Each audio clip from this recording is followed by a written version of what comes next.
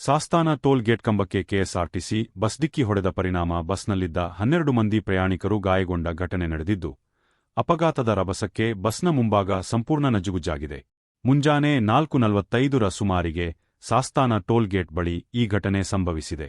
ಇಳಕಲ್ನಿಂದ ಮಂಗಳೂರಿಗೆ ತೆರಳುತ್ತಿದ್ದ ಸರಕಾರಿ ಬಸ್ ಚಾಲಕನ ನಿಯಂತ್ರಣ ತಪ್ಪಿ ಟೋಲ್ ಗೇಟ್ ಕಂಬಕ್ಕೆ ಡಿಕ್ಕಿ ಹೊಡೆದಿದೆ. ಈ ವೇಳೆ ಬಸ್ಸಿನಲ್ಲಿದ್ದ 36 ಪ್ರಯಾಣಿಕರ ಪೈಕಿ 12 ಮಂದಿ ಗಾಯಗೊಂಡಿದ್ದಾರೆ. ಈ ಪೈಕಿ ಓರ್ವ ಮಹಿಳೆಗೆ ಗಂಭೀರ ಗಾಯಗಳಾಗಿವೆ ಎಂದು ತಿಳಿದುಬಂದಿದೆ. ಗಾಯಗೊಂಡವರನ್ನು ತಕ್ಷಣ ಬ್ರಹ್ಮಾವರ ಖಾಸಗಿ ಆಸ್ಪತ್ರೆಗೆ ಸಾಗಿಸಲಾಗಿದೆ. ಕೋಟ ಪೊಲೀಸರು ಸ್ಥಳಕ್ಕಾಗಮಿಸಿ ಪರಿಶೀಲಿಸಿ ಪ್ರಕರಣ ದಾಖಲಿಸಿಕೊಂಡಿದ್ದಾರೆ.